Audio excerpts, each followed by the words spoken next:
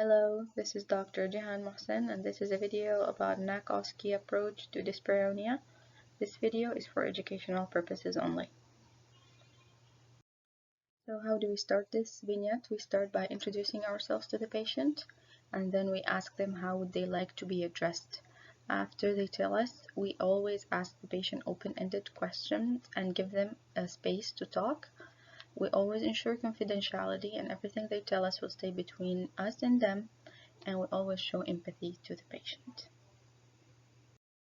So let's talk about what is dyspareunia. Dyspareunia is a genital pain associated with sexual intercourse. It can be felt externally on the vulva or internally in the vagina, uterus, or pelvis. When we get a patient with dyspareunia, what is the differential diagnosis that should be on the top of our head? It should be based on the location of pain during intercourse. Is it an entry pain? So we have vulvodynia, vulvar vestibulitis, vaginismus, vaginitis, urethritis, or is it a deep pain like endometritis, endometriosis, pelvic adhesions, adnexal pathology maybe? Is it a retroverted uterus, chronic cervicitis, or is it a pelvic inflammatory disease? Or it can be both, maybe in postpartum inadequate lubrication, or maybe in vaginal atrophy. Now we come to taking history of the current problem. This is the most important part because dyspareunia can come in the exam as a case of history taking or as a case of counseling. So now the most important part is the assessing of the pain of the patient with a mnemonic OPQRS. O as the onset. Is the onset of the pain immediate, entry level, later on? When it comes to deep penetration, we always give the patient a chance to describe when the pain starts, and then we ask about the pain's location. Where is the pain located? Entry level? Is it deep down in the vagina? Then how is the quality of this pain? Is it a burning pain? Is it just some kind of discomfort? Is it pressure pain? Is it pruritic pain? Does it itch? Does this pain spread anywhere? Do they feel it in the same specific location down? Do they feel it spreading later on somewhere down? Then we ask about the severity of the pain. How bad is this pain? Is this pain can they handle this pain? Is this just a little discomfort, or is it a really bad pain that makes them stop the sexual intercourse? Then we ask them, is there anything that relieves this pain? Is there any position during the sexual intercourse that makes them feel better? Is there anything that makes this pain worse? What are the aggravating factors or positions? And then we ask them, has this been a lifelong? Did they always experience pain during sexual intercourse with their partner, or this is something new with this current life partner, or can they tell us the history of this pain? And then we ask them out, are there any other sexual dysfunction issues that they're experiencing? Arousal issues, lubrication issues. We move on to their other gynecological history. We ask about last menstrual period. When was their last menstrual period? Do they have any other vaginal problems, burning, discharge, any other concerns? Do they have any STD history, especially HPV and HSV history? We ask about their obstetric history, delivery history, how many pregnancies, how many times they delivered, was it natural birth, was it cesarean, was there an episiotomy surgery? We ask them, did they go through any trauma to the genitals?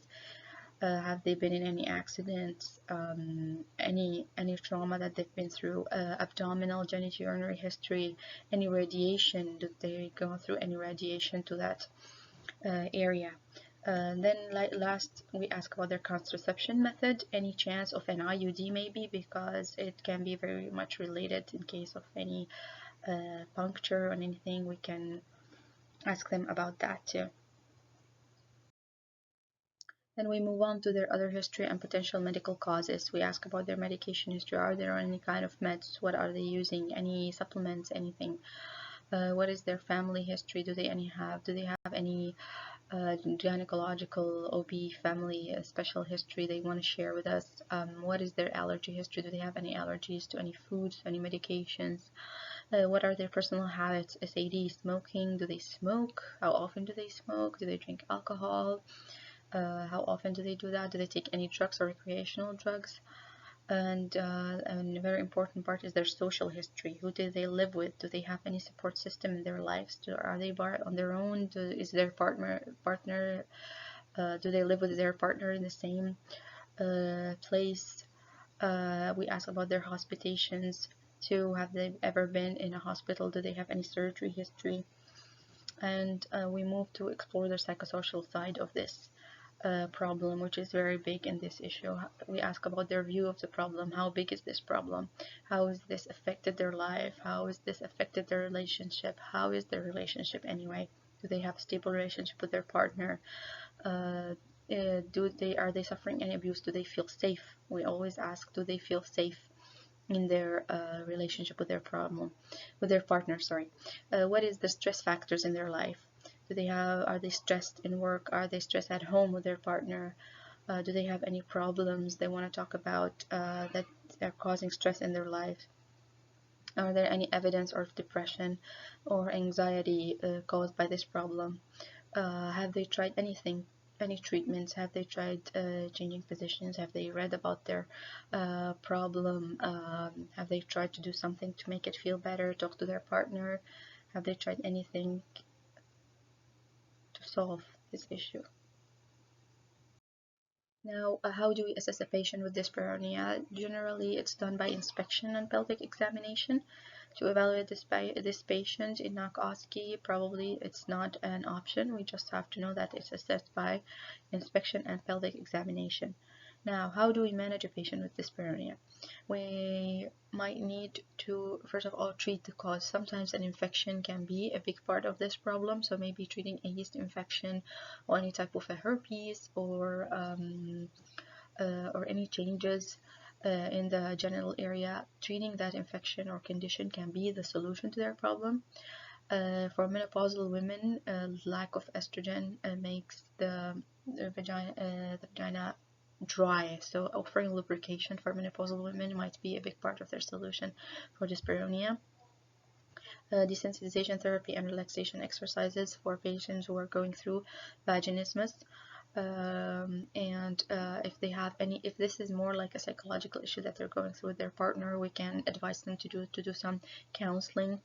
Go talk to their partner, assess the patient together, assess the problem together, go see a counselor or a cognitive behavioral therapy. They can go through cognitive behavioral therapy to solve their problem. At the end of this session, always ask the patient if they have any questions for you. Give them a space to talk, don't interrupt the patient, and always try to answer all their questions and concerns. Discuss a plan for the patient for a follow-up visit, and give available brochures that you have that can give them an idea about their problem and guide them through the next step if they think that they should go to counseling or do some cognitive behavioral therapy. Came to the end of this presentation. Hope this was helpful, and thank you.